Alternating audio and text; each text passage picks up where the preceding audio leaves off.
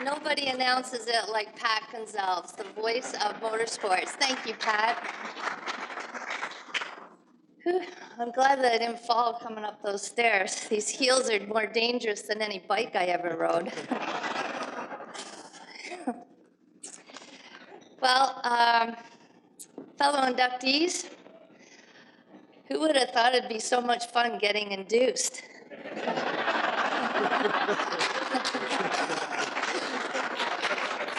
Congratulations to all of my fellow inductees. At the risk of getting some buns thrown at me by Warren Thaxter, I have a little story and some people to thank. MCC, CIM, and HMF Board of Directors and volunteers, Hetty and Bar Hodgson, fellow inductees and honored guests, I'm humbled to be before you to accept this award. Looking around the room, I see a lot of family, a big motorcycle family. And I suppose the sperm that started it all was that little mini bike under the Christmas tree. My family life growing up was truly consumed with motorcycle racing right from the beginning when Mom met Dad. But I just want to make it clear that it was never forced on me or my brothers, Blair and Todd. Instead, riding bikes was offered to us like somebody would offer you a pickle. It's just a take it or leave it approach. Just so happened that my brothers and I took to it naturally, as if we inherited the racing gene from our dad, Bill.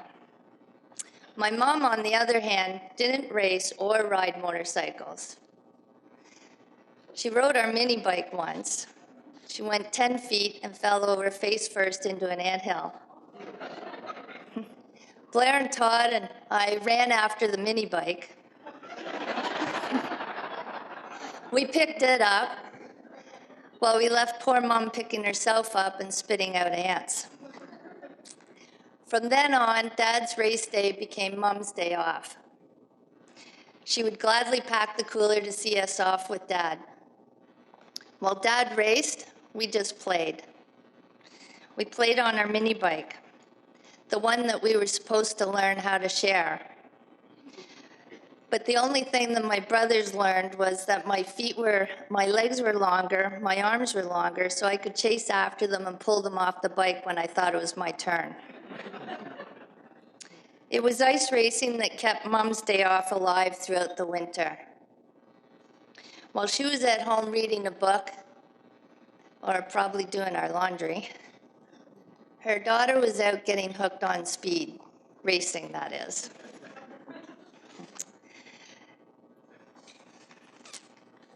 Mom tried to keep me well-rounded.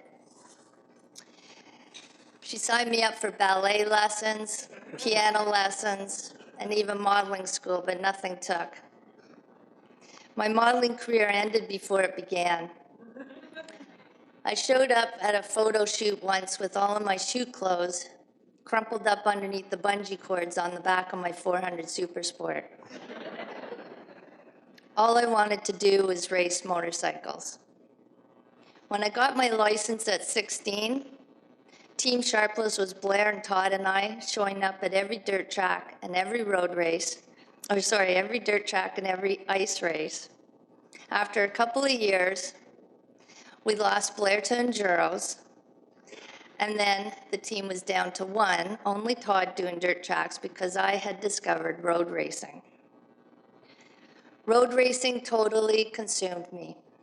Mom just gave in and became my biggest fan. She would show up at the odd race to cheer me on with my stepdad, Bill Davies. And I thanked her one year for coming out, and it was on Mother's Day. And I thanked her by taking part in a 7-bike pileup at Shannonville in Corner 5. There was dust and motorcycles and rag dolls all tossed in the air like a tornado ripping through a trailer park. Being the only lucky one that got up, I was so angry I'd crashed, I tried to stomp back to the pits with a limp. Halfway back, My biggest fan was calmly walking out to meet me. Her face was shaken, but she was calm, and my mom said, "Did you forget to signal your turn?" It made me smile. It was in reference to her send-off to us to the races. Instead of Mom saying good luck or break a leg, she always said, "Signal your turns." By the time we were all racing full-time, Dad's arthritis was making it difficult for him to deal a deck of cards. Never mind trying to help me straighten out a bike frame or to split motor cases. We were taught early on to work on our own bikes because if you wanted to ride them, you had to know how to work on them. But now my race bike had 4 cylinders instead of 1. And after putting the motor back together, I had lots of spare parts left over. I needed a mechanic. My brothers, my best friends, would have helped me if they could, but they were busy working on their own race bikes. So I went out and adopted another brother, Gord Bush. It was Gordimon who would stay up all night to work on my motor to make sure I was race ready to go.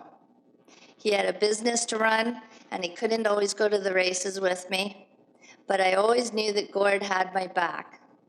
Thank you for all your help, Gordimon. Now, I had a mechanic, and I think it was then that I announced to my family that I was going to race motorcycles for a living. Mom said, "Great, Tom, but don't expect anyone to pay you to play." Little did she or I know that it would be Tad O'Connell from Yamaha Motor Company that would later provide that opportunity. But for now, I had a great job working for Motomart, but it still meant living out of the back of my truck sometimes and driving to the races alone. But I didn't care. All I wanted to do was eat, sleep, dream, road racing. My passion was infectious, and it spread to my aunt and uncle, Marguerite and Roland McGregor, who owned Cambridge Cycle Center. They both believed in my abilities, but it was Aunt Marg that had to talk my Uncle Roland into helping me finance my first superbike. Because Roland said, "Why would you want to ride something that makes you look all hunkered over like a dog on a football?" Thanks for all your support, Roland, and your humor. Recognizing my passion, my longtime friend, Sean Dorr, stepped in to help me achieve my dream. A strong, intelligent, feisty woman who's here from Philadelphia tonight doesn't take no for an answer easily. Sean was a huge help. Now, the sponsorship that Sean found me wasn't always in the form of money. Right, Sean? Sometimes it was the motor out of some poor guy's street bike that came to watch the races that day. Thanks for all your help, Shonovan. Racing took a whole new turn when I met Kathleen Colburn. She's the sister I never had. Since we were the only women road racing at the time, I now had someone to compare myself to. We are different in many ways, but we're like-minded when it comes to challenging yourself. I believe I would not have taken racing to the level that I did if it were not for Kathleen. She was always on the track pushing me, whether she was behind or in front. And like Kathleen always says, neither one of us wanted to be beaten by a girl.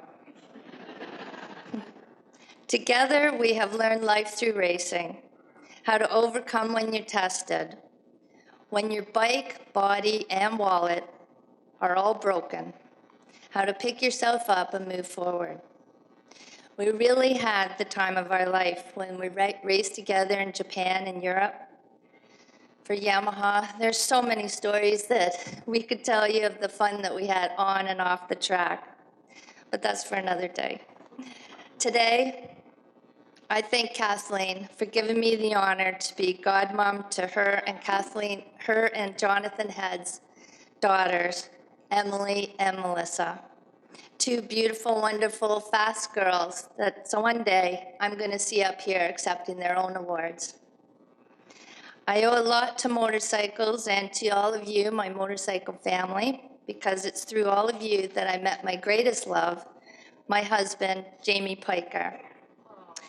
A gentle, smart, fun-loving man who taught me there was more to life than just motorcycles. Jamie taught me how to fish, how to swing an axe, how to build a house, and how to play hockey.